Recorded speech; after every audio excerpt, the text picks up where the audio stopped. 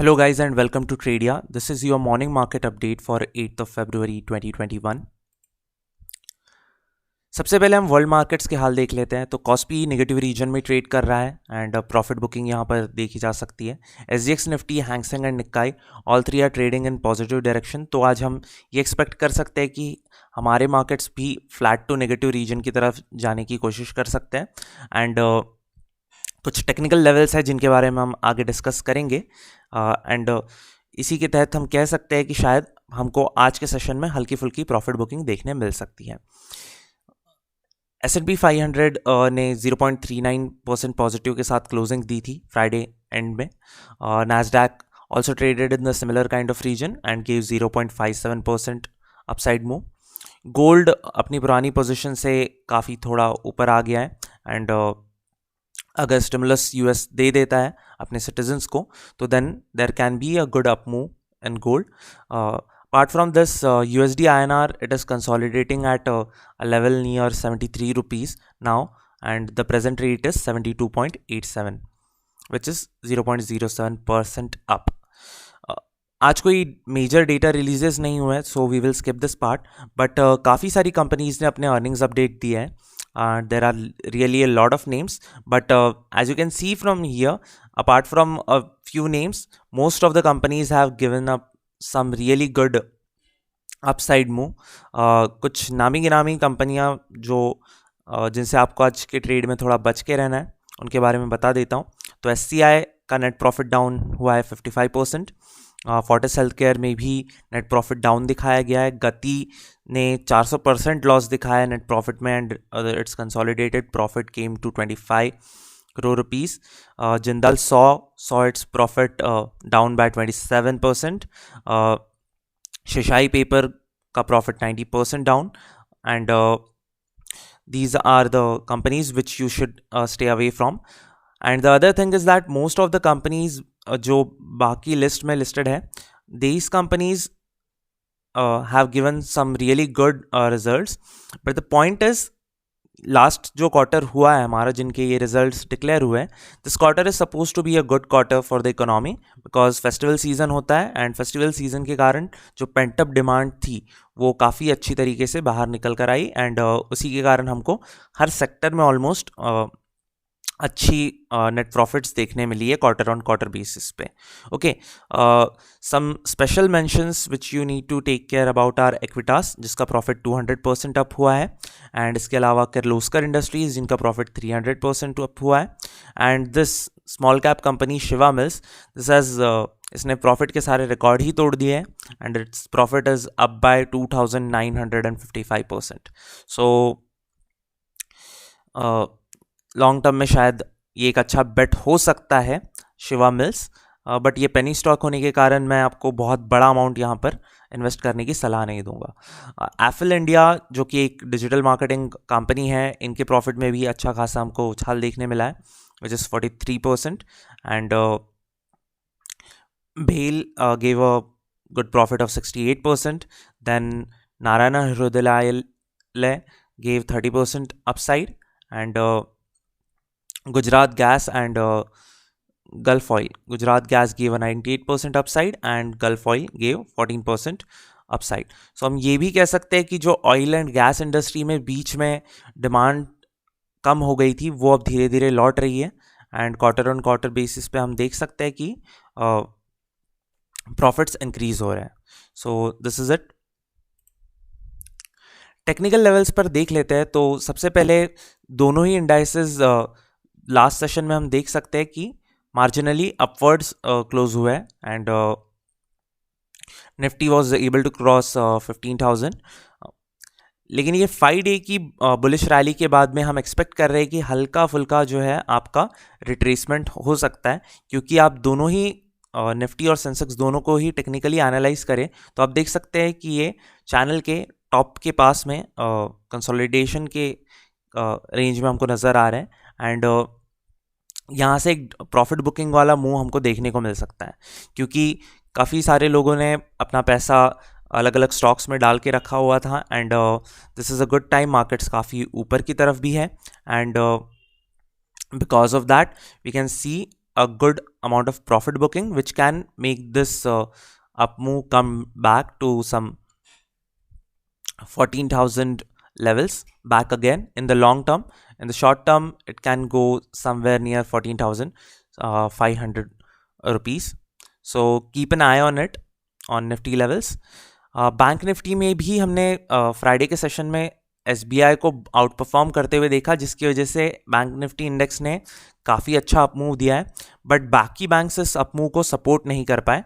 And we can say that आने वाले समय में शायद ये इस सेक्टर में भी हमको थोड़ी हल्की प्रॉफिट बुकिंग देखने मिलेगी. एंड एक इवनिंग स्टार पैटर्न फॉर्म हुआ है बैंक निफ्टी पे, and so we need to be kind of very about this. So आज का सेशन थोड़ा सा डिसाइडिंग फैक्टर हो सकता है कि यहाँ से आगे किस तरीके से मूव होगा, whether it will go consolidate in the similar region or it will go down.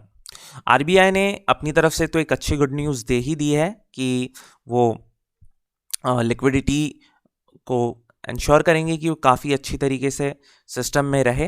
And इसी के साथ में आरबीआई इकोनॉमी को रिकवर करने की पूरी भरसक कोशिश कर रहा है. So that is a good thing in the long run. सबसे पहले हम देख लेते हैं कि कुछ स्टॉक्स जो फोकस में रहेंगे as per the earnings calendar. So Aditya Birla fashion को हम सबसे पहले एनालाइज करते हैं. तो आप जैसा कि देख सकते हैं कि इस चैनल के बिल्कुल मिड के पास में है, and if it goes a little on the upside we can see a good up move till the top. Okay, and since it is a top moving channel, so we can say that यहाँ पर हमको अच्छा खासा upside देखने मिल सकता है आने वाले समय में. एस्ट्राजेनेका में हम देखें तो ये ट्रेंड लाइन फॉलो करते हुए हमको नज़र आ रहा है, and it is somewhere near this Fibonacci level as well. So अगर ये यहाँ पर 2 दिन टिक जाता है and for 2 consecutive days, then certainly हमें एक अच्छा अपमूव देखने को मिल सकता है. प्लस इन लोगों के कुछ अच्छे रिजल्ट्स भी आए हैं, so this can absolutely be a good chance for the share to go and move upside. Balkrishna industries हम देख लेते हैं. तो बालकृष्ण इंडस्ट्रीज भी काफ़ी अच्छे से ये चैनल फॉर्म कर रहा है, and it is again at a good level right now, and it can move to the top. And अगर ये अच्छे रिजल्ट्स दे देता है तो we can expect either a good profit booking or a good upside move. Both can happen. So अगर profit booking होती है तो we should be it should come down to the levels of 1606 something, and if it has good investors confidence then it may go to the top of this channel somewhere near 1900. BPCL में हमको एक triangular pattern देखने को मिल रहा है, and government इसमें कुछ fundamental level पे भी चीज़ें कर रही है, जैसे कि डाइवेस्टमेंट की बातें चल रही है. सो यहाँ पर जैसे हम देख सकते हैं कि एक ट्रायंगुलर पैटर्न बन रहा है, और जो एरिया है ये कंसोलिडेट कर रहा है इस फिबोनाकी लेवल के पास में. सो काफ़ी दिनों से ये कंसोलिडेशन वाला फेज चल रहा है. सो वी कैन एक्सपेक्ट कि जैसे ही ये कन्वर्जेंस वाले पॉइंट के पास आ जाएगा कुछ दिनों में, so we can expect there will be a breakout on the upside.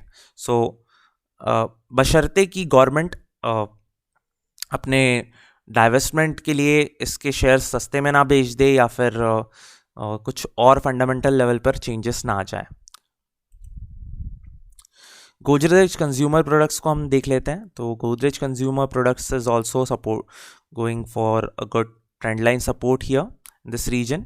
काफ़ी दिनों से इसी रेंज में कंसोलिडेट हो रहा है, and if it goes for some time and इनका अगर रिजल्ट अच्छा आता है तो we can see a good up move again. But the near about 775 पे एक और इनको फिबोनाकी लेवल का रेजिस्टेंस देखने को मिलेगा, and on the bottom side अगर ये 725 के करीब का अपना जोन तोड़ देता है तो then it can be a down side for this share. NMDC में हम देख लेते हैं. तो ये डाउनवर्ड स्लोपिंग चैनल है, एंड इस चैनल की खास बात ये होती है कि यहाँ पर हमको बॉटम से नहीं, हमको टॉप से एंट्री लेने की कोशिश करनी होती है. सो जैसा कि हम देख सकते हैं कि यहाँ टॉप के पास से अब शेयर रिवर्स मार रहा है, so we can assume that in some time अगर ये इसी तरीके से चैनल ट्रेंड फॉलो करता रहा तो it can go downwards and reach again to 60 levels, but we need to keep in mind कि इनका रिजल्ट कैसा आता है. डिपेंडिंग अपॉन दैट ये शायद हो सकता है कि अपना ये चैनल को फॉलो करना भी बंद कर दें, but just in case the results are bad then we can expect it to correct and reach somewhere near 60 levels. Next is Sun TV. Sun TV में भी हम अपवर्ड्स चैनल बनते हुए देख रहे हैं and the price has been broken इस region में. जैसे आप देख सकते हैं एक हल्का ब्रेकआउट हमको देखने मिला है एंड इनके अगर रिजल्ट्स अच्छे आते हैं so we can see it reaching again to some 625 levels here. आप जैसा कि इसको देख सकते हैं तो ये ऑलमोस्ट अपने 52 वीक की हाई के करीब इस वक्त ट्रेड कर रहा है. सो यहाँ से एक अच्छा ब्रेकआउट मूव भी हमको देखने मिल सकता है एंड लेकिन इसके लिए थोड़ा हमें वेट करना होगा. Next is Torrent pharma. Torrent pharma में हम एक थोड़ा सा स्लाइटली नेगेटिव चैनल बनते हुए देख सकते हैं and as we can see it is showing little bit of correction over here. Results के ऊपर काफ़ी कुछ डिपेंड करता है, बट अगर ये यहाँ से रिवर्सल मारता है so it can again go back to this resistance line here and if not then it will correct till this point. कुछ इंपॉर्टेंट वर्ल्ड न्यूज़ हम देख लेते हैं. सो म्यांमार में एंटी कूप प्रोटेस्ट होने के चांसेस हमको नज़र आ रहे हैं एंड क्योंकि म्यांमार इंडिया से जुड़ा हुआ है तो इसके कारण जो आसपास के रीजन की इंस्टेबिलिटी होती है उसका काफ़ी हम पर नेगेटिव इम्पैक्ट पड़ता है. But we don't have a really good trade deficit और trade relation with Myanmar and क्योंकि म्यांमार की इकोनॉमी इतनी स्ट्रांग नहीं है so we can say that Myanmar के इस इंटरनल कूप का उतना असर हमारे ट्रेड रिलेशंस पे या फिर स्टॉक मार्केट्स पे नहीं होना चाहिए. नेक्स्ट इज़ चाइना ने रिपोर्ट किया है कि अभी उनके लोकल एरियाज़ में कोई भी न्यू कोविड-19 इन्फेक्शंस पिछले 2 महीने में नहीं मिले हैं. यूएस के ट्रेजरी चीफ येलन का कहना है कि जो भी $60,000 तक कमा रहे हैं उन लोगों को स्टिमुलस चेक्स देने की ज़रूरत है एंड अगर ऐसा होता है तो we can consider that most of the population of US will get stimulus checks. This can have impact on gold, silver, other precious metal and even bitcoin के प्राइजेस पे इसका हमको इफेक्ट देखने मिल सकता है. नेक्स्ट इज़ ईरान ने एक final stand ले लिया है अपने न्यूक्लियर डील से रिलेटेड एंड उन्होंने कहा है कि यूएस को अब अपने सैंक्शंस हटा देने चाहिए. अगर ऐसा होता है तो ईरान के लिए तो ये अच्छी न्यूज़ होगी, लेकिन अगर नहीं होता है तो देयर इज़ चांसेस कि रीजनल इंस्टेबिलिटी इसके कारण बढ़ सकती है. So out of the way जाकर अगर ईरान कुछ न्यूक्लियर रिलेटेड चीज़ें करता है तो मिडल ईस्ट रीजन में काफ़ी इंस्टेबिलिटी हमको देखने मिल सकती है and it can have effect on oil prices and other commodities. Domestic front पर हम देख सकते हैं कि काफ़ी कुछ न्यूज़ में रहा है इस वीक. सबसे पहले अशोका बिल्डकॉन के बारे में देख लेते हैं. इनको एनटीपीसी से 503 करोड़ रुपए का ऑर्डर मिला है which is a good news.